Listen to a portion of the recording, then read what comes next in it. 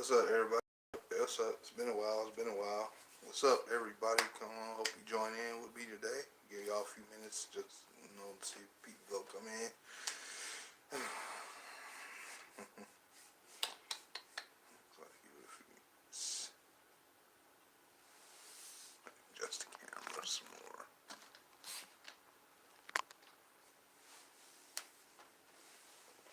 What up? What up?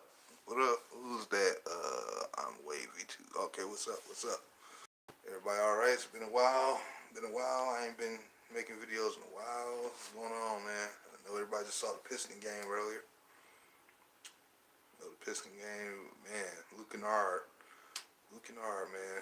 I need that confidence from him every game if we can, man. Really. I need that from every game, bro.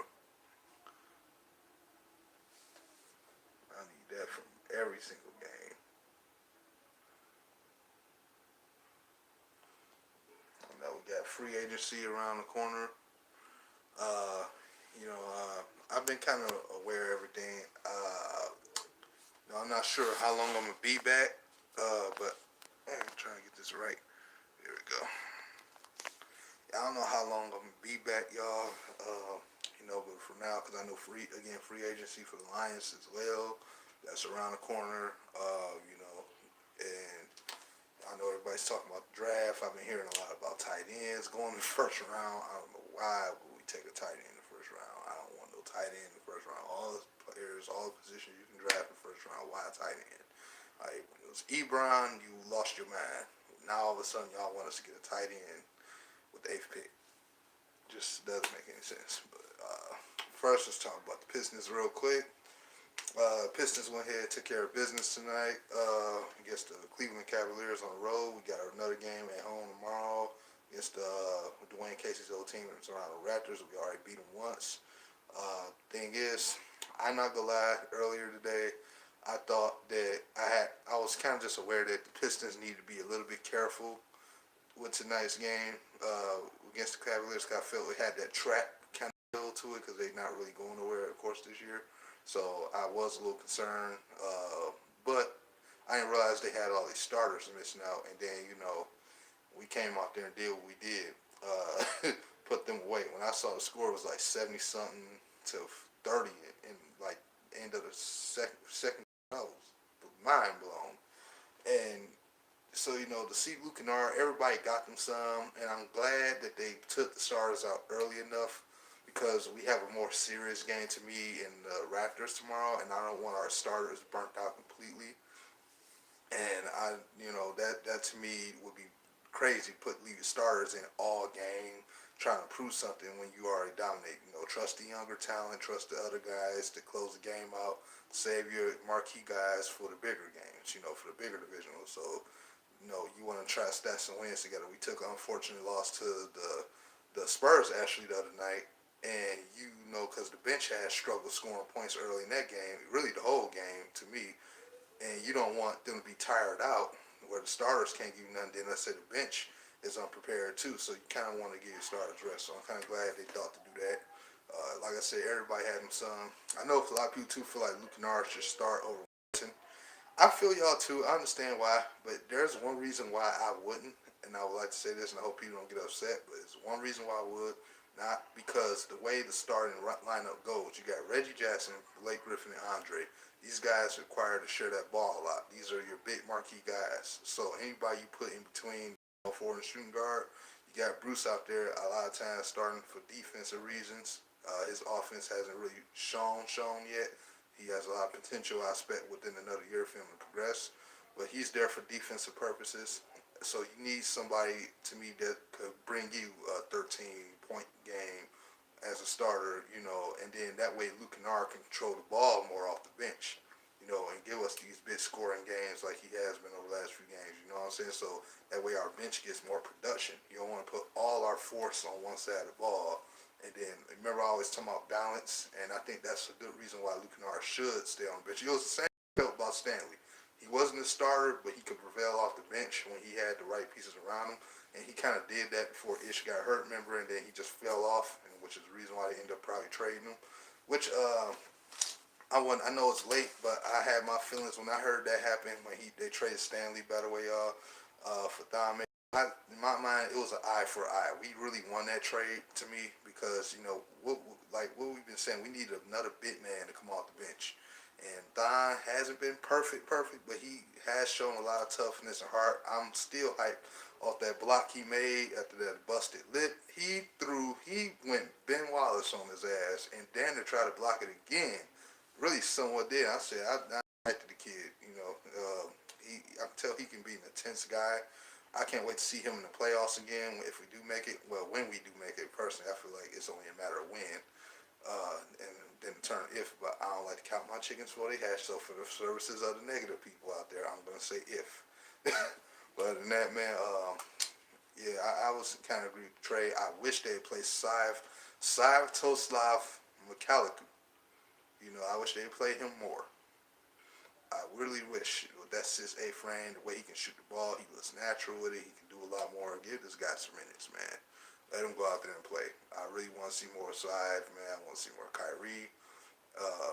The Pistons have a chance to destroy you in different ways, but they just have to put it together. It all starts that unit, and then Ish and Luke. Once you get them going, you have to get everybody else to kind of follow.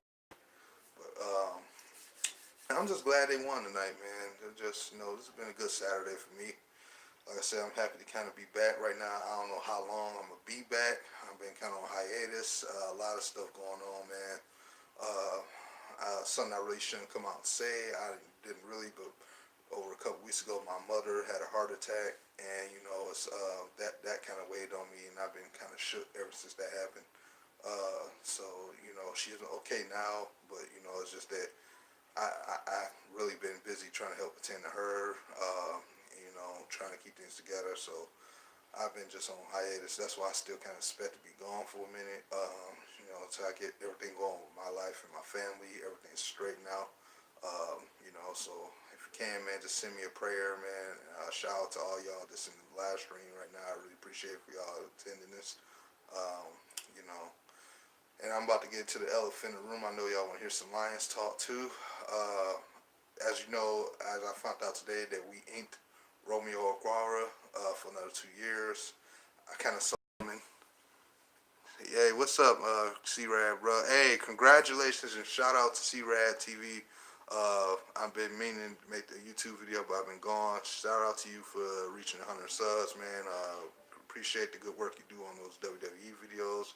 I'm not really interested in that organization no more, but I appreciate the good work you've done as a video maker. You've done some good content. So I really appreciate that. I wish you many more. So shout out to him, man. Hey, no problem, brother. Let's see, yeah, man, like I said about the Lions, we got, oh, and I appreciate that too, by the way, C-Rad, appreciate you too, man, for that, yeah. About the Lions, though, man, look, y'all know me, I don't try to get names out all the time, who we should draft, or who we should go in the first round. We get stuck so much into the promoted players under the media, and some of these guys, yeah, granted they do be good, but that does not mean you should be open-minded to other people. I remember one of the mock drafts last year where they said like the Lions were going to go defense the first 2 rounds, and they need to go defensive line the first 2 rounds. Hey, what's up, man? Yeah, I saw it just a little bit ago. I just got out and watched it, yeah, and I can't blame him for being upset. Y'all remember I made a debunk video on Motor City Sports Talk about the Matthew Stafford scenario, man, and how he was wrong to say what he is. And I made another one about the Pistons on it. He says a lot of crazy stuff, and I really do feel like this guy is just trying to get. I feel like he's trying to get people to respond. People are infested on saying things to get you to want to speak out in some kind of way. They'll say anything to make you just want to rage out, and I think that's why that gets in the way, that gets people to view him more.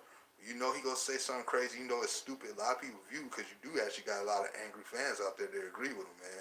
That's the sad part about it. But some people like him, they like to get people talking. They'll say right now, that, like, this is the same guy that literally said that he could coach the Pistons and build a better winning team. And I'm like, really? He's been saying get rid of Andre for how long has he been saying get rid of Andre? How long has he been saying Bradley Beal this, Bradley Beal? Do it look like we need Bradley Beal right now? No offense to him, but do it look like we really need Bradley Beal right now? I mean, Andre has been averaging at least 24 or 5 points, man, over the last month a game. He's been doing everything that he said, and everybody else who hate Andre said he couldn't do. Can't defend the post. He can't do this. He can't do that. He can't do that. He's been doing literally everything they said he couldn't do. And he has not one time acknowledged it. I don't think he's acknowledged it one time because I unsubscribed from his channel. I think he hasn't acknowledged it one time. Reggie Jackson has been on the tear.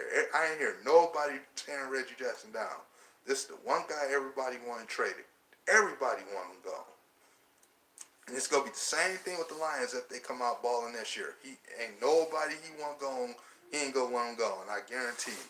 So that's why I ain't about to no more really waste my time with Motor City Sports Talk like that, bro. Like he be like to talk out his ass. That's it, more. So it's Pro Sports Stephen A. Smith. Yeah, I guess you could say minus the bag hairline.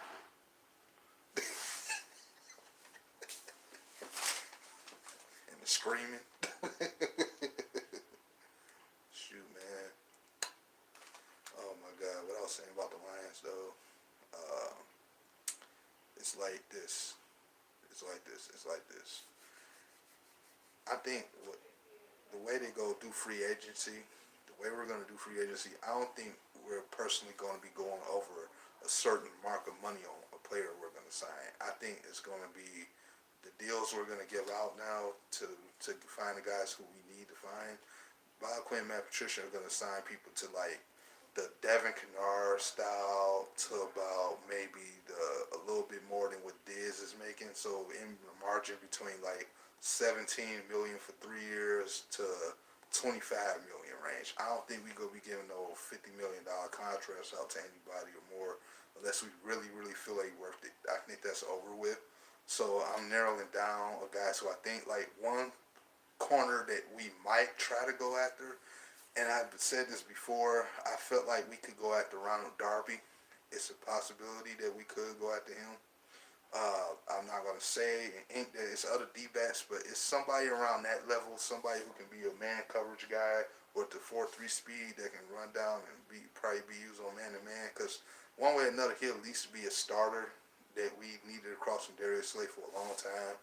We haven't really had a starter across them from him, and Nevin Lawson is not obviously a starter, so we can definitely look at that. How much they'll probably be able to sign him for, I'm not sure. He's been injured over the last couple of years, so he could come off actuality somewhat cheap than you expect. They should.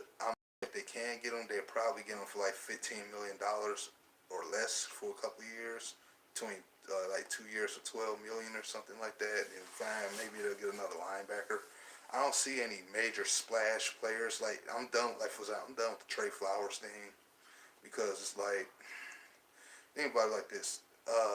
Even though I know they inked him to us because of Matt Patricia, Bob Quinn, Noam, of course, and blah blah blah, and that was one of his defensive linemen, blah blah. But at the end of the day, the Lions they know they can go in the draft and find a defensive lineman. They can. Why would they spend big money on a guy who they can go, really you can go in the first round and get Clinton Farrell if he's there? You know what I'm saying? You're not going to spend big money there. If anything, the Lions in free agency, they're going to try to find more linebackers and D-backs to put on that. Because, they've been drafting D-backs here and there over the last couple of years.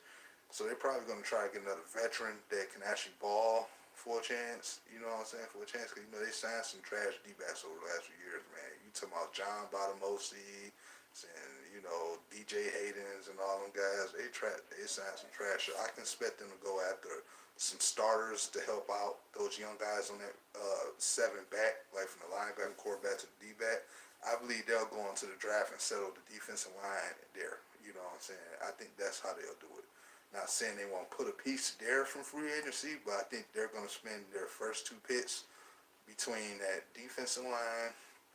And I think in the second round, I'm willing to bet that they'll either trade back and maybe get like another D-back. And now, for those who want a tight end, if they get one, I'm not supposed to get one in the third round, but I'm not wasting my eighth pick because that third round is gonna be later anyway because of the Eagles' playoff win. So I'm not about to put my early pick on a tight end, and especially when you think about it, that's crazy how that is because of depth in tight ends this year. And it's like, why would y'all want a tight end this early when we had a tight end before in the tenth with the 10th pick, and you seen how that worked out? Not necessarily saying that dude gonna be a bust, but that's not our most primary need. We got all the needs we need on defense. Why would you spend your first round pick on a tight end? So that's how I feel about that. I think we'll go defense the first 2 rounds, and I think we'll go offense for like third and fourth. I think just me. Now I don't like to get names out because that's just not what I do. I don't like to get stuck in the name. If I stay on positions, that way if I'm right when they draft that player or player on that position, then it makes me understand better why I said it. Like, see, I know what they think. I know where they're going. Like last year, again, I'm going back to last year. Uh, they inked us to go. I think I was trying to say this a minute ago. They inked us to go for 2 defensive players in a mock draft. And one of the reports I read, and it was like a 3-round mock draft. They said we'll get somebody in the first and the second round. And then I seen Frank Radnow name come up in the third round. And that lets me know that I can't further listen to these reporters because when you look at an offensive lineman, you're not going to see highlights. You're going to see you're going to see what it is. You're going to see how they play. You're going to see film, but you're not going to get highlights from offensive linemen like you would a defensive lineman or a receiver or a running back, blah, blah, blah. So it's easy just to not cover those guys or report them like that and talk about them all day like they're a top end.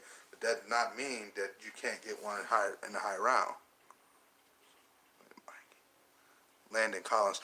I don't think we getting Landon Collins. I don't think so. I don't even think he go. If he do leave New York, I'll tell you right now. If he leaves New York, we need a linebacker. Yeah, that's what I'm saying. I'd rather go on free agency and get another linebacker. But as far as Landon Collins go, I'm not about to put my money and say we'll get him.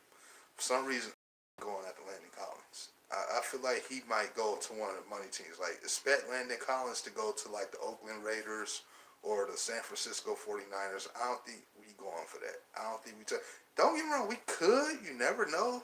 But I just highly don't feel us getting Landon Collins. And if I'm wrong, I'll definitely make a video saying that I was wrong. But I feel like he might go to like a Raiders team or, San Francisco or somebody like this. One of those type of teams just trying to rebuild, get all the talent. Players like him, if they're free agents, they're going to go where the big money's at, where they feel. And right now, John Gruden probably got a lot of it.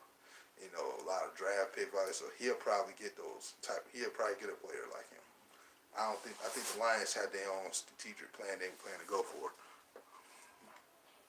Mosley Collins is a good fit and a ton of friends. Like I said, man, you never know. You never know. You never know. If we get him, I won't be mad at it. Believe me, I will not be mad at it. It's just that I'm not sure how much he's going to come off for. I'm assuming he's going to get a pretty hefty payday. If they do get him again and they pay something pretty, it's because they really believe he's going to be helping us out. So, and again, I won't be mad. It's not that I don't want us to spend big money. It's just that, 10 mil.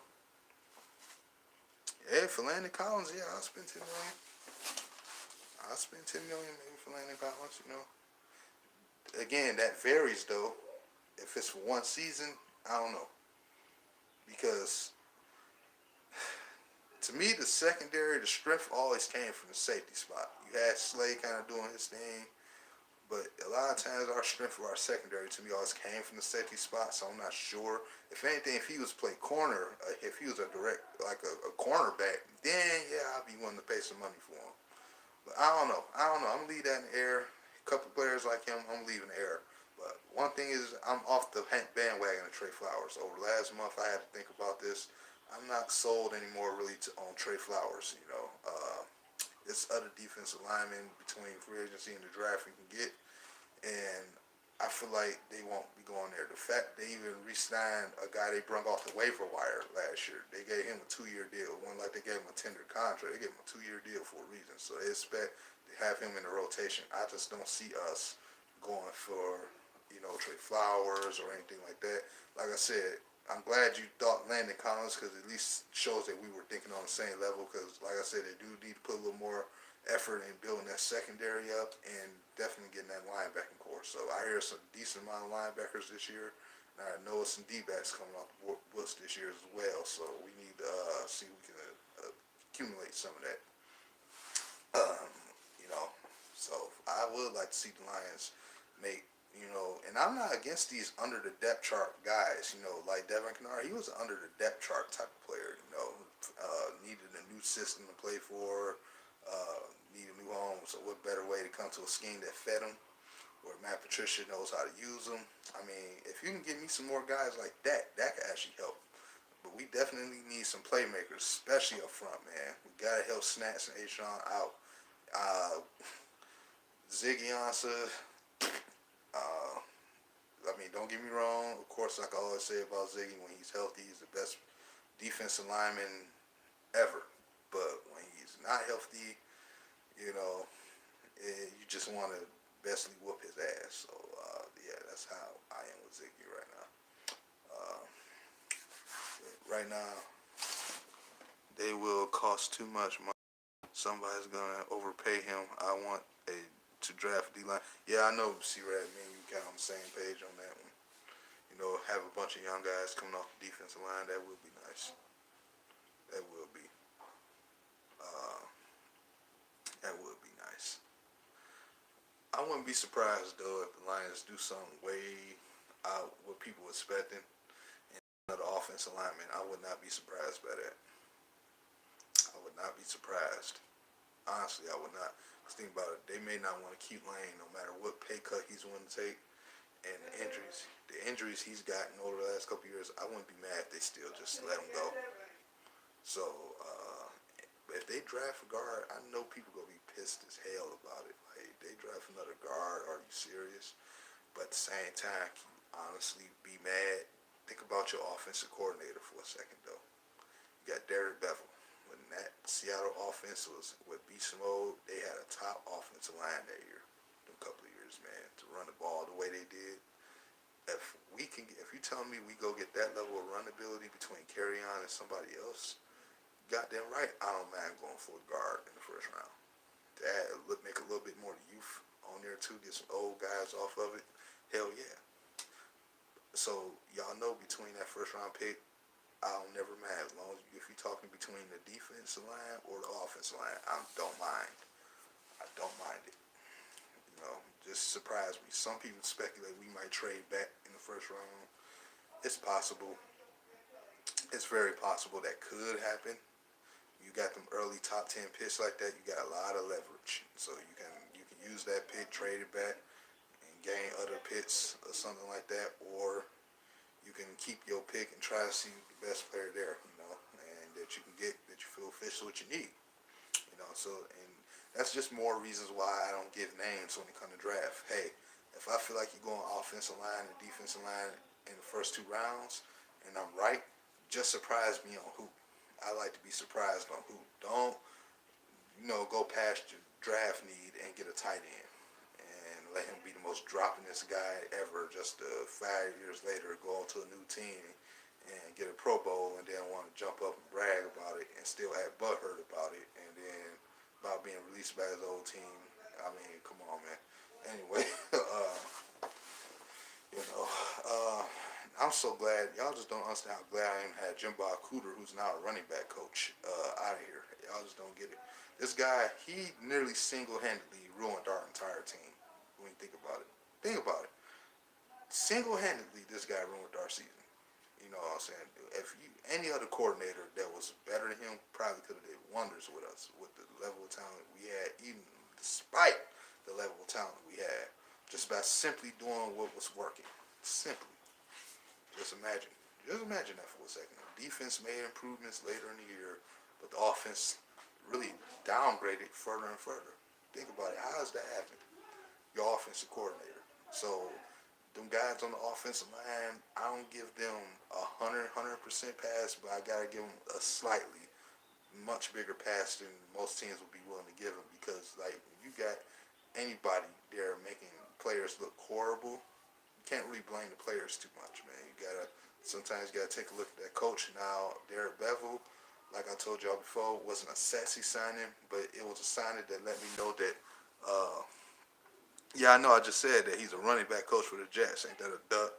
But hey, watch if they run game is good this year. Watch how much credit they don't try to give him to like throw in our face. You always do it. Like when Mayhew, he down in San Francisco. Oh my God, San Francisco is going through resurgence, and Martin Mayhew has a lot to do with it. I'm like, he's not even a GM. He's a scout. He's a lead scout, man. Calm down. Acting like this guy out here playing for him. Shit. Get the hell on, bro. And you know, what I was saying though, yeah, Derek Bevel, man, look at here. It's like this. I'm waiting till week 6 to really see what he about for us. Before I see another guy, one thing he did is what Matt Patricia does, and that's make adjustments. Seattle's offense sometimes will click fire off the ground in the passing attack, and they will average a certain amount of points than they did when, as opposed to the early first 4 or 5 games. You know, especially after the bye week, they really was always good at making adjustments. And that's what Patricia is all about, adjustments. The defense made adjustments last year, but the offense didn't. What strikes me why I really like Matt Patricia, though, don't get me wrong, I have my problems with him, like about how conservative he is. But what I really do like about him, he seems like he already knows what he wants. I like that in a coach, when you know what you want and go out there and make moves necessary. I really like that. That's People don't understand that's what got Caldwell fired. Even Stephen Tuck basically said like he didn't know when to fire certain people. Like Ron Prince, he should have been fired. That offensive line was terrible. You coached us a horrible offensive line. You should have been fired. You know what I'm saying? The other person that should have been fired, of course, was Jim Bob Cooter. Matthew Stafford ran that offense as best as he could. That's why we were passing the ball downfield so much. You know what I'm saying? Our receivers were put in bad places where they couldn't get open, so they had to force throws downfield, and that was the quarterback, not Jim Bob Cooter that made call those exciting plays. No, that was the quarterback. Um, I feel like maybe Matt Patricia came over here and kind of maybe in a way helped Matthew Stafford say, hey, do what the coordinator said. I really want to see what he's about.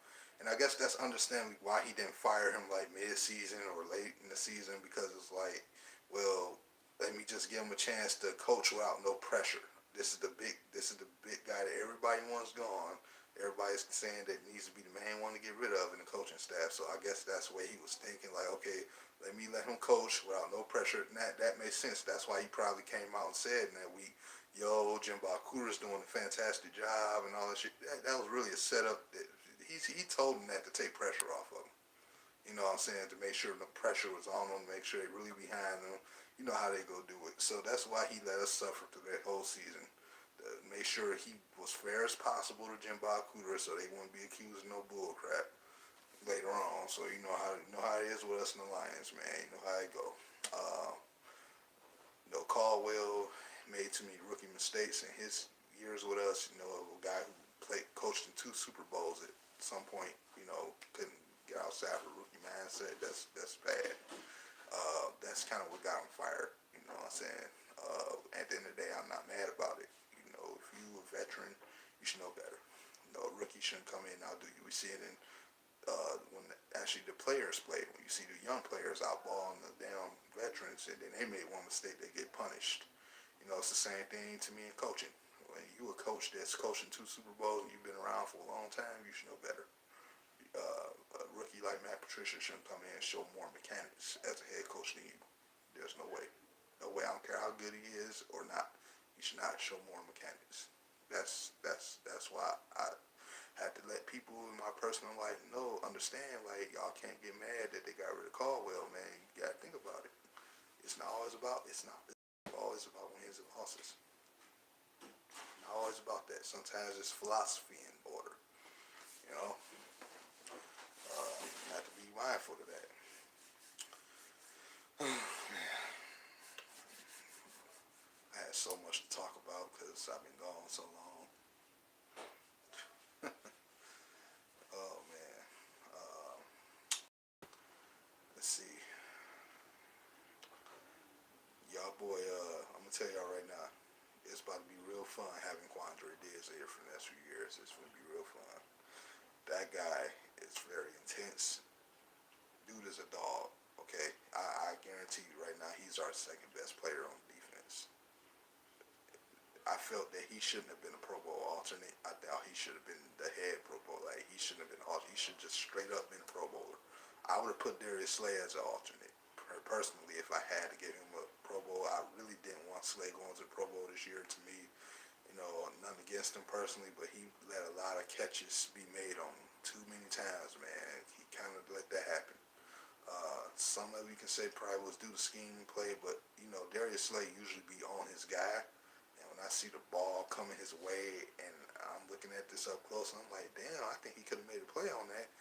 He a lot of times letting like the Bears on Thanksgiving, he let a couple of bit passes be caught on him in that second quarter, bro. Like no bull. I didn't like that. Like, man, you supposed to be a Pro Bowl corner, man. I expect you to play way better than that. I need him to tone that up, because if he come and actually have this lesser year to me than even this one, I might be willing to trade Darius Slay. As much as I like the guy, I can't let my personal feelings get in the way. That's not a popular thing to say. It's not a popular thing. I understand that, but because he is still young. But we have to get out this mindset that we need every person that turns into a Pro Bowler to stay here for 18 years. You gotta be able to develop other people and win without them. It's the old saying, man. The show must go on. Show must go on. I know people don't like the fact that I said that Darius Slay is a fan favorite right now, and I don't expect the people to agree with that. But on this channel, I try to say the things that people don't want to say. Usually I'm the nice guy that's understandable to everybody's personal feelings, you know what I'm saying? But at the end of the day, only way you can ever evolve is you gotta kind of grow up a little bit and let go of those feelings, man. So it's like this: if he don't have a successful year, you know what I'm saying, you may have to consider trading him, especially if it is due to scheme fit. You had to. You can't, get emotional. It was the same thing with Golden Tate. A lot of us didn't want him gone. A lot of people wanted him gone. But at the end of the day, it was for the better of the team to trade Golden Tate, man. We wasn't going to win with him, so why try to force something then to lose out on him in the free agency if you ain't bring him back? That's kind of why I'm not high on, Lions could re-sign him. I don't think they go re-sign him, man. They're not about to spend no money for what they need him for when they're going to go into the fourth round if they had to and draft another guy. And, what I'm saying, they're not going to do that. He had his time here in Detroit. I wish him best of luck, but I don't think that's gonna happen. Lions fans, I just don't see it. You have to. I've been accused of liking players a little bit too emotional attachment. I understand. I really like Darius Slay. I really do. That's my guy. I speak to him all the time when I'm at work. When I see him, I speak to him all the time. He doing his warm up stuff. I always say something to him. But at the end of the day, you have to think business, man. I think you have to be kind of business minded about it. You don't think the Patriots gave up big time players? They were cool. Their fans probably really liked it. They gave a lot of them guys up, but they still found ways to win.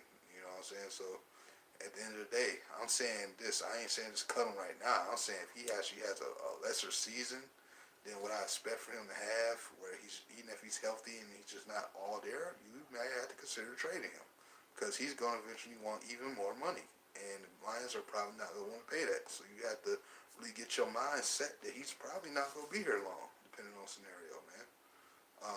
Again, I know it hurts, but it is what it is. Point blank. Another thing I want to talk about, I know Glover Quinn got released. They not bring him back. I'm not so upset about that at all. His style, he's never good at man-to-man. He was more of a zone kind of guy anyway. He's getting older. You got some young guys coming. You got potential to bring other better, probably more quality players. And we just named one, Landon Collins, a minute ago. So why would you be so upset to lose Glover Quinn? It's beyond me. Not thrashing down anything this guy has done, but that was then. Talking about now in the future. So shout out to him. He said he was trying to leave. I think he claimed he wanted to be gone a year ago or more, or something like that. But money talks. So yeah. So that is kind of one reason why you shouldn't, I guess, get emotional attached to players because what happens is they say one thing and they get paid. Then when a team don't want to pay them no more, then they turn around and say something else. So it's like that's why you shouldn't technically always get emotionally attached. So shout out to him though. Wish him the best career. That is what it is. Um, talking a lot. Red Wings fighting. I guess Tigers making some kind of moves. I guess I'll talk about them another time. Uh, you know something though? I want to go back to the Pistons real quick. It's things they've been kind of on my chest. Y'all know right before the All Star break, y'all remember we lost to the Boston Celtics. I noticed something out of that. That they kind of underplayed Andre Drummond that game. A lot of people felt that was just coaches being the usual guys, and I never give people too much credit. But I think Dwayne Casey did that on purpose. Because the fact of the matter, he knew the All Star break was coming anyway.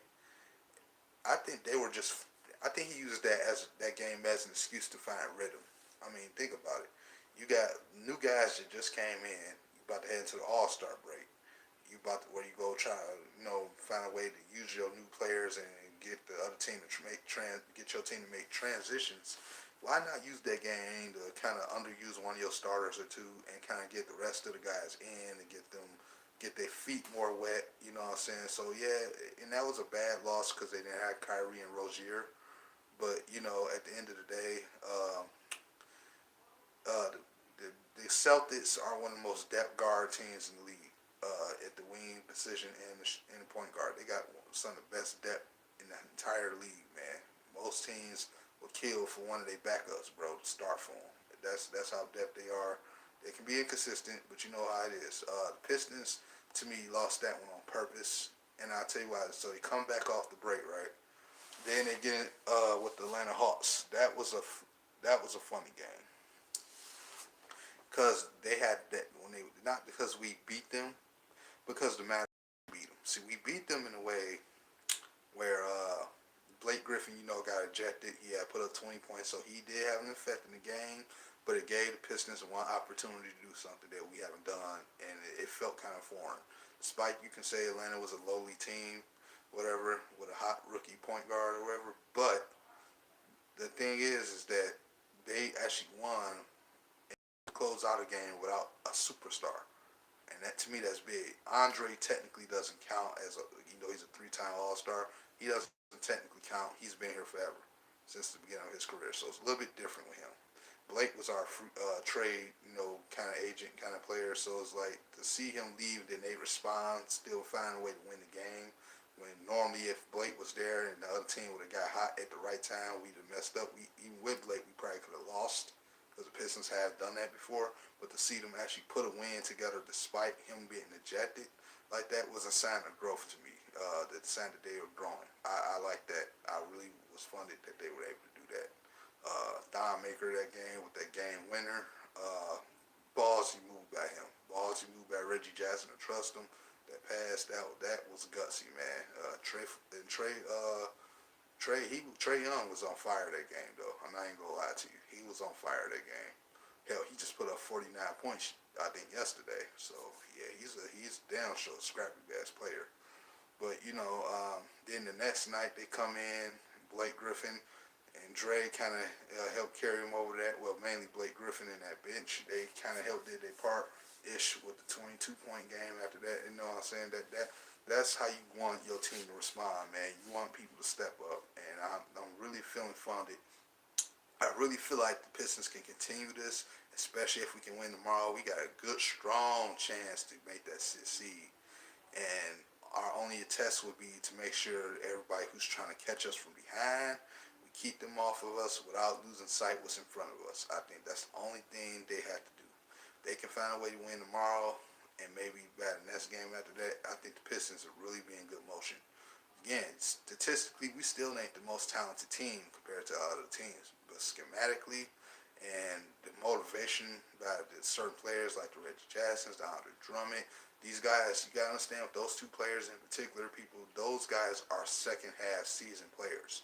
You cannot judge them their first 35 games. You cannot judge them completely like that. They make certain strides. You see, I understand because he's been in finals. You don't want to put him on the same level. But think about LeBron James. Everybody still acting like LeBron hasn't hit that next stride yet with the Lakers because they still just been struggling out the mindset. You know what I'm saying? But other than that, usually LeBron James is like that. He's a guy that don't come into late in the second half of the season because it's getting near playoff time. And you know he's a finals expert. He always in it.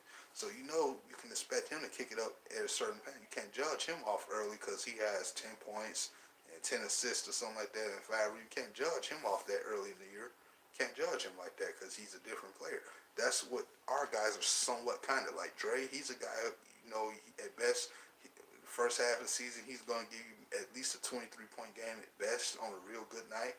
But, you know, at between that, he's like a 17, 15 guy.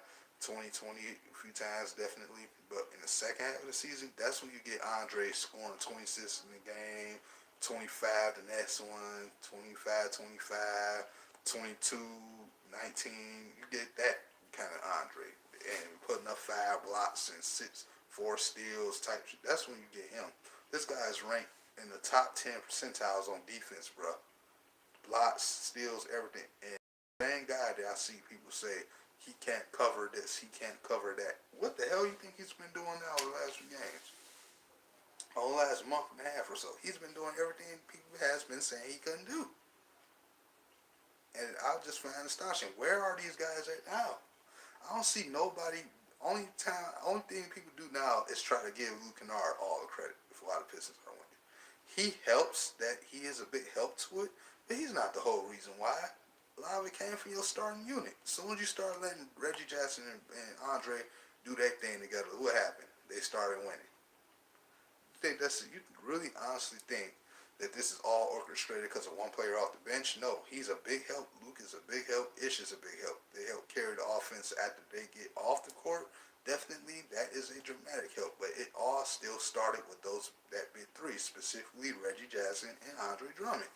Let them two get connected back together. Then you throw. I've been saying this since the beginning of the season. I said, everybody's saying that the Pistons have to learn how to play with Blake Griffin. I've been saying, though, that Blake Griffin just needs to learn how to play with the Pistons. It's not us that should have to change our way to what he's probably used to. It's him who should be changing his way to get used to playing with us. We're a different team than the Clippers. We play different than them. Our coaching staff, we've always been a good team by scheme, never because we had a big name player. Now, and yeah, I know Isaiah Thomas, and I know them, but still, that was a different exception. Those guys who were here, they developed to that way. You know what I'm saying? When you look at Rasheed Wallace, the team that had Rasheed, Chauncey, and, you know, Ben Wallace and all them guys weren't all-star players yet. Them guys became all-star players, really, to me, after they started winning together. Them guys were not superstars at all. Rasheed was he was like one of the most notable names they had on the team when they traded for him. And Ben Wallace, of course, is a well-known defensive player, along with Rip as a well-known shooter. But other than that, they wasn't like those high caliber, most sought-after players in the league. No, they was tough as hell, man. Still love that team. And that's why I'm so patient with these guys, man. They gotta find their own way. Gotta find their own way, but y'all gotta give them time to find their way. Once they start tasting success, I think things will be different. I think things will honestly be different, man. I really do, man. You know, Pistons made a smart trade. That's why I'm mad about the Reggie Bullock thing. If you go be one of the worst 3-point shooting teams with a guy who's shooting like 44% from the 3-point line, and your 3-point shooting is not getting better, you might as well trade him. I mean, when you think about it, I remember the game against the Nuggets. Hell, Dre bailed out Reggie Bullock, man. I remember Reggie shot 10 threes, I think, in that game, but only made 5. The other 5 I thought were mostly rebounded by Dre, put up back up. You know, so that was a sign that we had to trade him for size, man, and get a draft pick back in return, loosen up the cap a little bit to free us and give us a little bit away from down tax and all that. Oh my God, we got some horrible cap space. But to see it just loosen up slightly, it's been better. That was good, man. Man, I've been talking for about 40-some minutes, running my mouth. Yeah, so what else I was finna say about him? Let's see. Let's see. Man, I need the Pistons, man, to make that 6 seed. Um, I don't know if we do make it. I don't know who we'll see in the playoffs. Everybody been linking that we go face off against the Pacers. Uh, I still wouldn't sleep on them in the playoffs, even if we do make it. They happen to be the team we see. Excuse me. The playoffs, I wouldn't take them easy. Like, oh, we think we just go run through them because they might be hurt without a couple of their players. But at the end of the day, um, I expect whoever, despite what seed we at, and we do make the playoffs, I expect us to fight. Definitely, I do expect us to fight one way or another. I think I think we'll be just fine for this year for what we're about. We got to go in the draft and get another point guard. I think it's best to just draft one because you get to curve him out and this time stick with him. Don't let him show flashes and then you just release him like a certain player we did that with before. That's the only thing I say about that. Been just sitting here running my mouth, man, like I said, for about almost 50 minutes. Feels good to kind of come back here and do this, man. I've been wanting to say so much. So if y'all kicking with me, man, I appreciate that. I know by the time I get ready to end this live stream, that's when everybody I usually know and talk to go try to jump in here. I really wish they would wait till I'm damn near done, because that's I be wanting to talk to them during now. Y'all tell me, man, whoever's still in here, how you feel right now about everything I say? Anything y'all want to say? I'm open to comments, hit me with them. I mean, this seems I should have got my beer.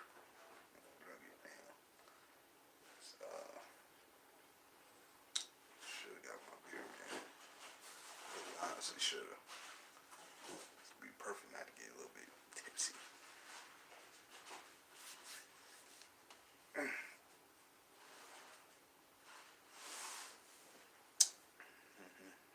Y'all think we go in tomorrow? I think we will. Coming back home, thank God we was only in Cleveland. We not that far, so we should be okay tomorrow. Free agency is right around the corner for the Lions. Detroit finna be real interesting over the next couple of months. Oh man. Well, it seems like nobody has a comment. Guess I'm gonna end the live stream here. Just before I kick it off, y'all know I want to send my respects. Shout out to everybody that's a Detroit video maker. Shout out to all those guys. Man, Beast Morris, you already know. Shout out to you, King. Dante Chase, hanging there, brother. Ray Moore, ain't heard from you in a minute. LB, J-Mo, keep your head up, brother. There goes Mobby. Shout out to all those guys, man. Everybody else who's a video maker, shout out to them. Hitman, I ain't gonna forget you. Thank everybody for coming to this live stream again with me, man. Really appreciate y'all. Y'all don't know what that means to me. I'm glad to come back and do this. I don't know if I'll make another video tomorrow or not. If I do make a video, it'll probably be around free agency time. Depending on who we sign and all that. So, like I said, it's gonna be real spaced out right now because I'm trying to get things settled. So, thank you again, everybody. Shout out to all my subscribers, man. I'm not the easiest person to hang in there with, but I really do appreciate y'all from the bottom of my heart. Salute to everybody in the live stream, man. Good one.